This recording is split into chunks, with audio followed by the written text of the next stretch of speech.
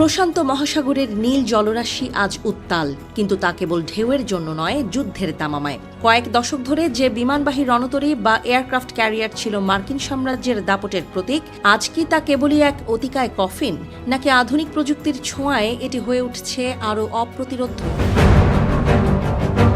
আটলান্টিকের বুকে যখন $13 billion titan USS Gerald R Ford তীব্র গতিতে মোড় নেয়, তখন মনে হয় সমুদ্র তার কাছে নতি স্বীকার করেছে। কিন্তু মুদ্রার উল্টো পিঠ বলছে অন্য কথা।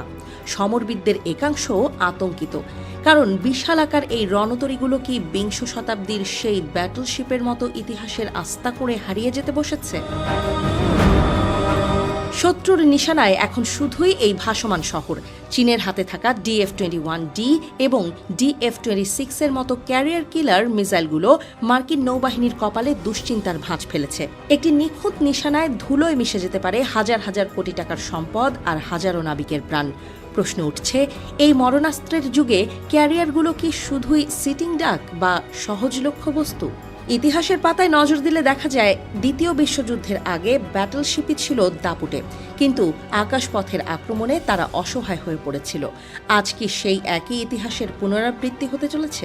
হাইপারসনিক মিসাইল আর সাবমেরিনের মরণ কামড় কি তবে ক্যারিয়ার যুগের অবসান ঘটাবে? জ্যাক বাগবির মতো গবেষকরা বলছেন, সময় বদলেছে যুদ্ধের ব্যাকরণও। তবে যারা ভাবছেন ক্যারিয়ারের দিন শেষ, তারা হয়তো মুদ্রার অপর পিঠ দেখেননি। পেন্টাগন হাত গুটিয়ে বসে নেই। মার্কিন নৌবাহিনী এখন ক্যারিয়ারের ভোল পাল্টে ফেলছে। MQ-25 স্টিং রে এর মতো ড্রোন এখন রণতরী থেকেই উড়ে গিয়ে মাঝ আকাশে যুদ্ধ বিমানের জ্বালানি ভরবে। ফলে শত্রু তটরেখা থেকে অনেক দূরে নিরাপদ দূরত্বে থেকেই আঘাত হানতে পারবে এই দানবরা। শুধু ড্রোন নয়, আসছে ষষ্ঠ প্রজন্মের অত্যাধুনিক যুদ্ধবিমান FA-XX। অদৃশ্য প্রযুক্তি বা স্টেলথ ফিচারে সমৃদ্ধ এই বিমানগুলো হবে ক্যারিয়ারের নতুন তলোয়ার। এখন আর রণতরী কেবল জাহাজ নয়, এটি হয়ে উঠছে একটি লং রেঞ্জ ড্রোন হাব এবং মিসাইল কন্ট্রোল সেন্টার। অর্থাৎ শরীরটা বড় হলেও তার বুদ্ধি আর আক্রমণ ভাগ এখন আরও ধারালো। কেন আজও ক্যারিয়ার অপরিহার্য? কারণ বিদেশের মাটিতে রাজনৈতিক জটিলতায় যখন কোনো দেশ বিমান ঘাঁটি দিতে অস্বীকার করে, তখন এই রণতরীগুলোই হয়ে ওঠে আমেরিকান ভাসমান এয়ারবেজ। সাগরের যে কোনো প্রান্ত থেকে হুকুম তালিম করতে এদের জুড়ি মেলা ভার।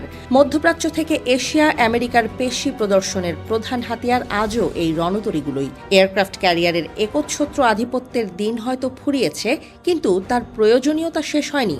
এটি ধ্বংস করা যতটা সহজ ভাবা হচ্ছে, বাস্তবে তা তার চেয়েও অনেক বেশি কঠিন।